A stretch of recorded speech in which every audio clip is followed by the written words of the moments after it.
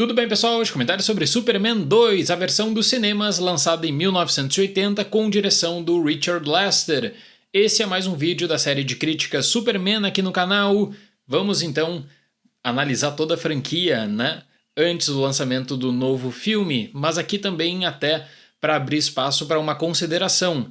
Superman 2 tem a versão do diretor lançada em 2006, que aí contava justamente com a visão criativa do Richard Donner. Quando eu trouxe a crítica do filme de 1978, que é um clássico, eu expliquei um pouquinho dos bastidores e que a família Salkind tinha a ideia de fazer 2 filmes, produção conjunta até para evitar o risco, né? E até também para conseguir economizar recursos, e tinham feito isso já com os 3 e 4 Mosquiteiros. No caso de Superman 2, com 3/4 da produção já gravada, a família Salkind decide esperar e decide também primeiro dar prioridade para o lançamento de Superman no cinema. Aí a ideia era voltar às gravações e finalizar o filme no comecinho de 1979 e tudo parecia correr nesse caminho até que o Richard Donner acabou sendo demitido. São 2 versões muito conflitantes, uma versão que é a do Richard Donner e outra versão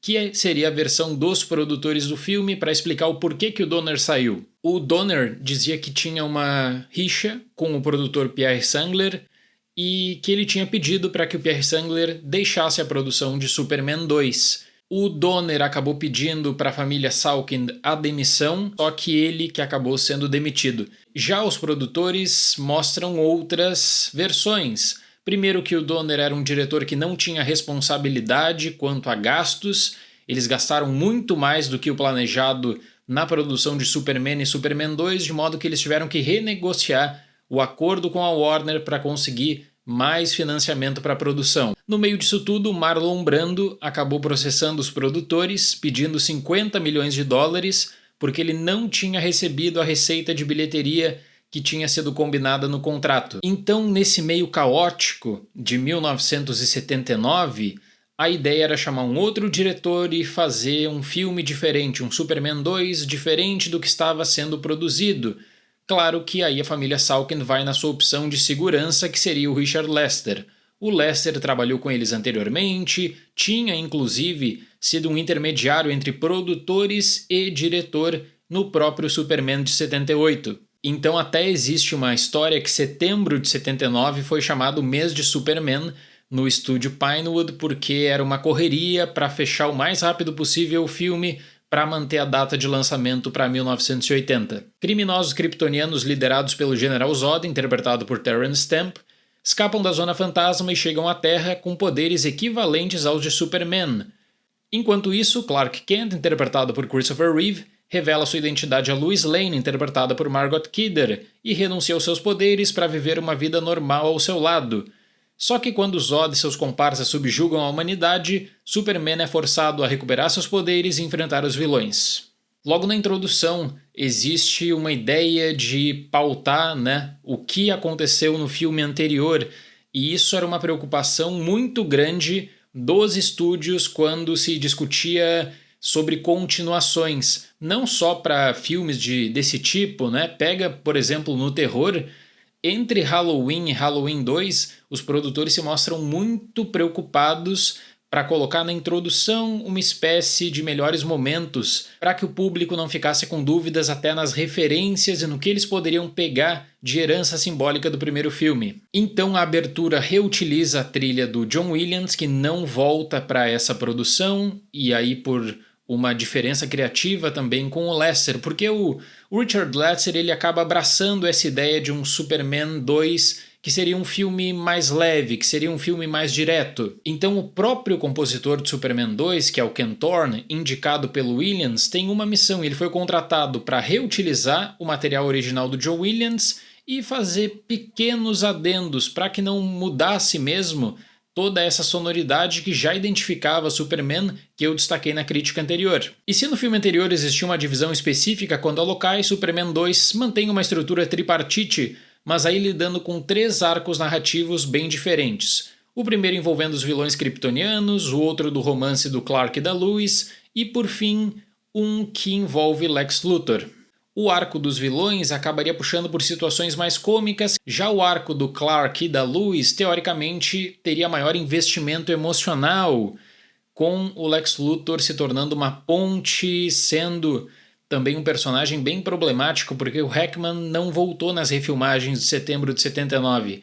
Então a utilização do personagem, você vê que muitas vezes ela acaba sendo bem confusa. O filme até dedica um tempo para mostrar como a Lu estava desconfiada, que o Clark não estava junto quando o Superman aparecia, isso era uma questão para lá de óbvia, mas acaba sendo desenvolvida com a ideia do Clark de tentar viver uma vida normal. O que para mim deixa evidente que o problema é maior no que diz respeito a lidar com a estrutura de 3 arcos é não só a maneira como Lex Luthor acaba sendo utilizado, como também você tem estruturas bem diferentes, uma para lidar com uma questão pessoal que envolve um romance e a outra de uma grande ameaça alienígena, né? Até mesmo quanto a estranhamento e quanto a poderes. A ideia dos vilões na Terra, desde uma caminhada na água até o caos que envolve Exército e Casa Branca, é bem interessante nessa ótica de invasão alienígena, como eu disse, só que aí tudo precisa ser integrado ao Superman e a motivação é bem rasa a partir do momento que não oferece nada além do desejo de dominar o mundo. Aí existe um arco que ele se molda muito mais para um 007 da era do Roger Moore, quando a dominação do mundo já por si só era relevante, não interessa como isso seria feito. E eu até digo assim que o fato desse filme ter sido lançado com tantos problemas, com tantas ideias conflitantes, é interessante porque não é um desastre. Eu vou deixar para comentar sobre a versão original, que seria original, né? Agora o chamado corte do diretor Richard Donner, posteriormente em um vídeo à parte.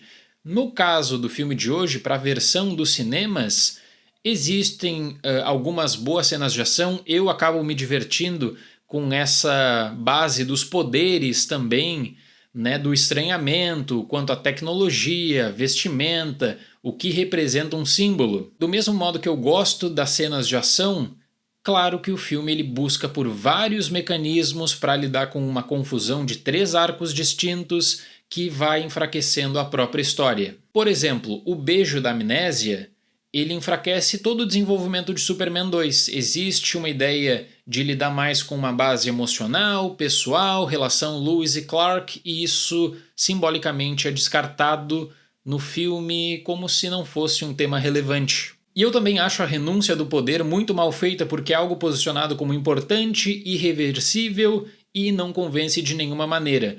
O Clark humano e vulnerável só está em 2 cenas e quando conveniente o filme desfaz essa renúncia. Então a ideia de colocar um Clark mais vulnerável, a ideia de lidar também com a relação do Clark com a Lois mesmo, né, ela fica em segundo plano, até porque a Lois aqui é a donzela em perigo. É ela que acaba ditando também as atitudes do próprio Superman e faz com que o filme tenha um encerramento da mesma maneira como começou. A história não vale muita coisa. Para Superman 2, nota 6.